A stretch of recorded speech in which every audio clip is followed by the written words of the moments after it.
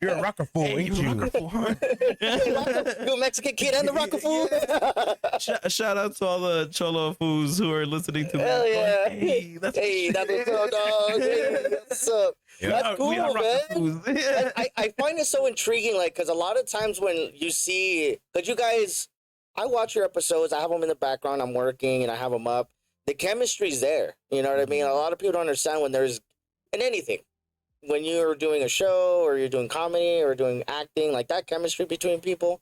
And I seen that between you guys. So when you guys, obviously you guys been friends for a long time and throughout different experiences in lives, when did it sit down to be like, hey, let's do a podcast together? Like, what was the brainstorming? Because you said it was during like the COVID times or whatever, shit like that. But like, you wanted to do it, but how did it even just spark up the conversation? So it was like maybe like a year before we started. Like I'm even gonna say 5 years before it started. because like it started as like hey, we should probably do like some shit, but we didn't know what that was. Then I want to say like, it was like maybe a year before that we started like we could do a podcast. We're like, yeah, well, I guess we could. Yeah, and then yeah, that sounds fun. I still remember because we were having a kickback. I think it was at your place, and it was your wife's sister and like a few other people, and like the other people that I did on there, like, you guys are really funny. You should start like a podcast or something. Yeah, and I'm looking, I'm like, see, we got something. We could do something. Yeah. We'll be funny at least for an hour. But I feel like for the ever since I came back from Phoenix, I moved over there for college. Didn't work out. Dropped out.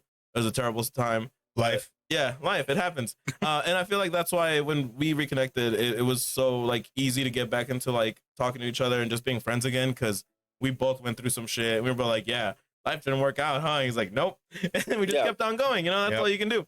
But even when I came back, like, our friends would be like, man, like it's like you guys like never like skipped a day. You know what I mean? Yeah, that's how like I as I gotten older, I've noticed that with my friendships and stuff, that just because you stop talking or might not hang out on a daily basis, when you do kind of hang up, reconnect or hang out, it's like time that hasn't passed. Yeah. Because every once in a while you get those from, where you been, fool? You don't holler at me anymore. Like, dog, I got a family, I got a mortgage, exactly. I got shit going on. I got shit going on. You think that you're on my top of my list of getting shit done?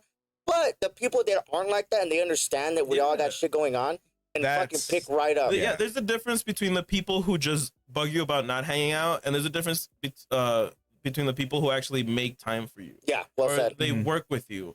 Be like, oh, fool, well, I'm gonna go to this, and I'm like, oh, well, I'm busy, and they're like, oh, okay, that's cool, bye. Yeah. You know, like they're never like, oh, okay, well, what day was work for you? Yeah. You know, but then you notice that, like, that's a big difference. And actually, funnily enough, like, personally, I've been going through a lot of that this year. Just losing a lot of friends because you get older. You know, you sort of have to make your priorities, and you realize you can't associate yourself with people that aren't gonna do well for you. Yeah, you know? like protect your energy kind of thing. Yeah. And so it was just a lot of like, when I got back, and like I was very nervous about talking to everybody that I knew here in El Paso, right? But I started talking to Ryan 5-10 minutes in. We were just joking, having all this nothing's ever just fucking changed. Yeah, exactly. That's cool. They're like, all right, so you had people telling you, hey, you should do this, and then finally you're like, all right, like, what are we gonna do? How are we gonna do this? What can we do? Our first setup was legit me. I was like, okay, now we can do this. I have the smallest concept. We need a mic and something to record on. Well, I don't have money for a fancy camera. Right. We'll get a laptop with a webcam. We have a better webcam now. By the time we had like a smaller webcam, we're like, done. And I was like, check out the setup. Yeah. Right. So if you look at Pub Crew episode 1 for like almost that first season, like we changed about halfway, I'd say. I think so, yeah. We had like that whole setup where we were like clearly still learning. Yeah. But we just did it. But we didn't like, that wasn't our concern. Yeah.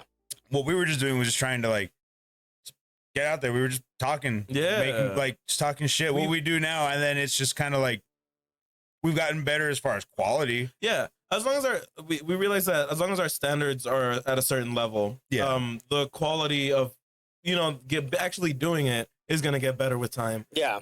All we can focus on is making sure that it like sounds good, it looks good, or that we know what we want to talk about, all the stuff that we can control. Right now, we focused on that. And that's a big part of what we tell people.